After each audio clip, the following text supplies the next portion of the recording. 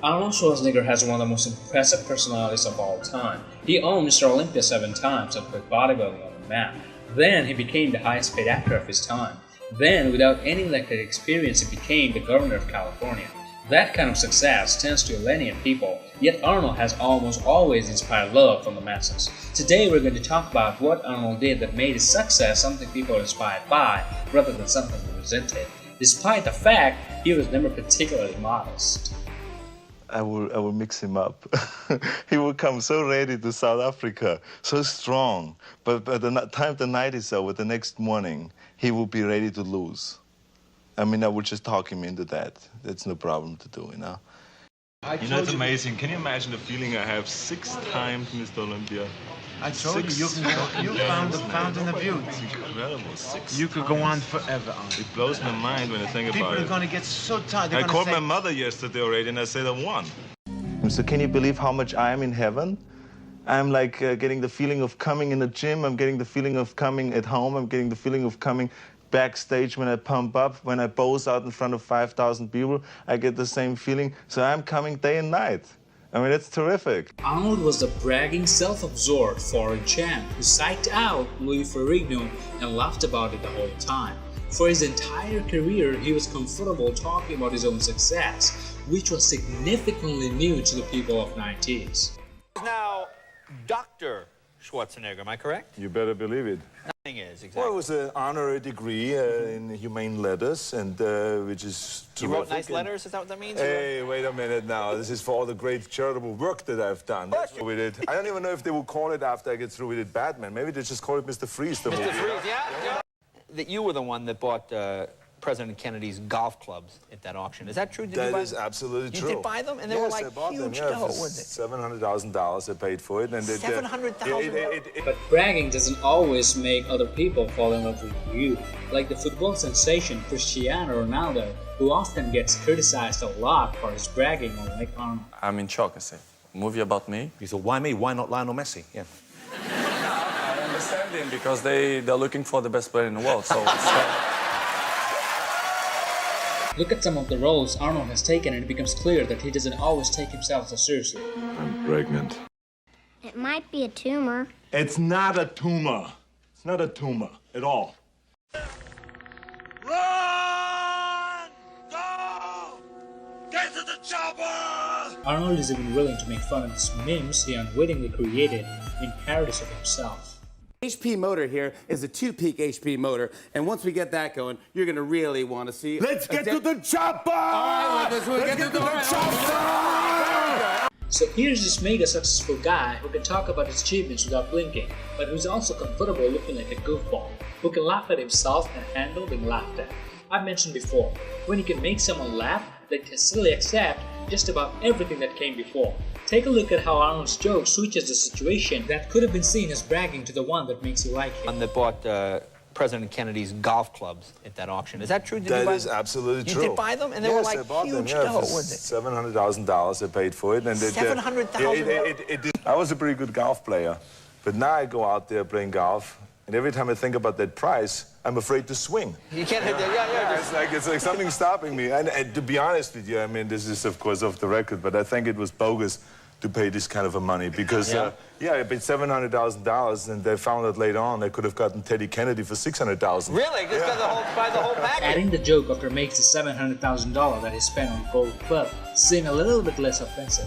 Here's another example. The person that you all came here to see, Governor Arnold Schwarzenegger.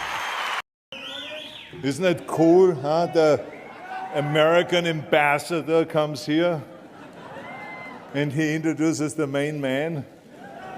I love that. So Ambassador Bleisch, thank you very much for the great introduction. It's exactly the way I wrote it.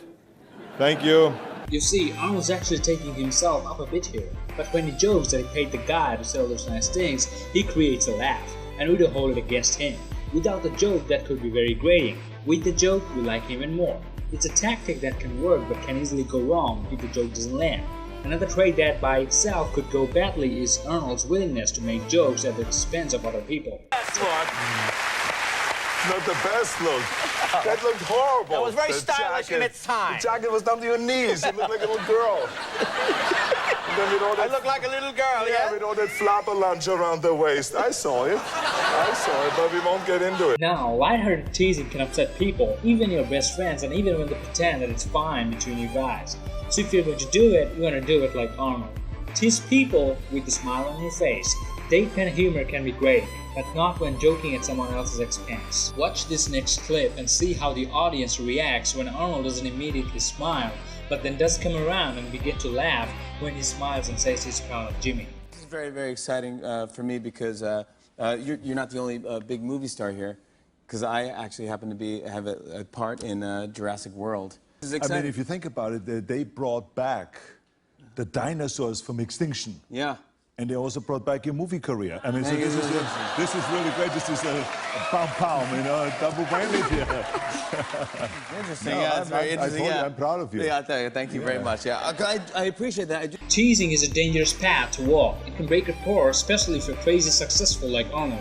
When you're a millionaire governor and 7 times Mr. Olympia, you run the risk of making the people around you feel inferior when you tease them.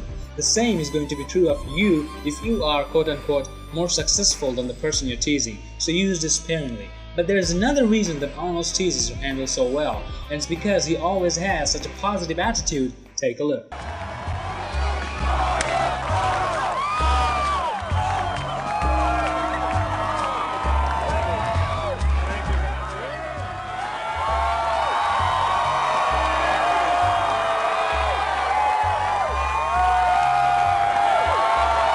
This reaction, you got hit by an egg. What do you think of it? Well, this guy owes me bacon now. I mean, there's no two ways about it, because, I mean, you can't just have eggs without bacon. But this is just all part of, you know, the free speech. I think it's great. You see these people here screaming out. Imagine you're in some communist state or in some dictatorship. You couldn't do that. That's why I love this country. And you have to take the whole package when you love something. I think that California is great. I think America is great. Everyone can speak out. Everyone has freedom of speech. That's what creates the ultimate of democracy. So I believe in that, and I welcome that. He's always like this in interviews. Arnold is almost endlessly positive. That can be a hard trait to cultivate, but Arnold gives us a glimpse of how he does it. Check it out. And so it's all of this, the mental aspect that motivates you and that makes the difference between you being in the gym full of joy and looking forward to doing that extra rep and looking forward to doing those extra 100 reps in the sit-ups and working past the pain barriers. That all is the mind. So you got to go to the gym and feel like every rep that you do is getting you one step closer to that goal, to make that vision that you have turn into reality. And that's why when you look at pumping iron, for instance, you can see that we always had great joy in the gymnasium. Arnold doesn't feel like he has to go to the gym and train 5 hours a day, he gets to. That crucial distinction changes it from a 4 to a 3. Imagine if you were able to view the time that you spend practicing a musical instrument or lifting weights or building your business as a treat that you were lucky to be able to do it. How much better would you be? How much more enjoyable would that process become? So shift your thinking. What do you think that you have to do? Just for today, try thinking about it as something you'd get to do, because it takes you one step closer to your goals. That's not only going to make the process of learning or working far more enjoyable, but it's going to make your charisma shine through and people will like you more. The last piece I want to touch on is Arnold's most outstanding. He has achieved major success, but he's insistent that you and I and everyone else can too. Take a look. And so much for it can't be done. This is why I try to tell you, anything and everything can be done if you can visualize it and if you believe in yourself. Don't listen to the naysayers, because there's always people out there that will tell you that you will not be able to do that, forget it, it's a stupid dream that you have, or a crazy vision and those. Don't listen to the naysayers. When Arnold tells his amazing story, it inspires us because it shows us what he can accomplish if we adopt his attitude and mindsets. Here's the goal, and whatever it takes to get there, I will do. Everyone would say this is the wrong direction that I'm going, or I'm in a dream world, that I'm useless. But whatever it was, I said, I'm going to break through that. No matter what it takes, I needed to reach that goal, that vision that I had of being a world champion. I said to myself, yes, it's painful, yes, it's going to hurt, but look at the consequences. It doesn't scare me. Your overall goal is not to create a career here within the military. They will stifle you. They will hold you back for the rest of your life. The key thing is to not let your eye off that vision. It's the way Arnold tells a story that makes it so inspiring though. It's subtle, but listen how Arnold will switch between first and second person when he talks. He changes from I to you, then back again. This hits us especially hard because even as he's telling a story, he's highlighting how it applies to you, the listener. When I came back, you could not go just through the gates and say, hi, I'm back. So I found another place where I could sneak back in. The trick was to all of a sudden melt back into the room and you're part of the daily activities. So that was the idea. It didn't work. This technique of switching between I and you is especially powerful when Arnold speaks in terms of that we see as a metaphor for our own lives. In this case, he's talking about lifting weights, saying we, but then he switches to you. This lets the metaphor of needing to fail sink into your own life. Even though you weren't there and you might have never lifted weights, the metaphor about failing is shaped in a way that it can apply to almost anyone, including you. Because you're afraid that if you go all out, you may fail. Well, in weightlifting, we learned that very quickly. The only way you could break a record is if you're willing to fail. That's when you put on more weight, you try it, sometimes you would not be able to lift it, which has happened to me many times, but eventually, when you train hard enough, you will lift it. So don't be afraid to fail. I mean, how far can you fall? Other mega achievers tell their story, it's inspiring and it's great, but not many will pause every few seconds to talk about what you can do. This might seem insignificant, but it's not. Arnold is constantly pulling out the lesson of what we're capable of from his own stories of overcoming adversity. This is what makes Arnold so special. He makes us feel inspired and hungry for success, which quite frankly feels amazing. We naturally associate all of these positive emotions right back to the storyteller, in this case Arnold. So adopt the same mentality. If you're going to share your successes, do it in a way that is first off unabashedly proud. Second, make sure that your story doesn't just elevate you, but is placed in a way that gives the other person something to reflect on for their own life.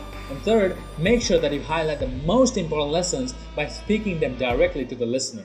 So I hope you all liked this video just as much as I did making it. If you did, don't forget to give it a thumbs up and subscribe to my channel. SK Workouts is here for motivation all day. See you in the next video.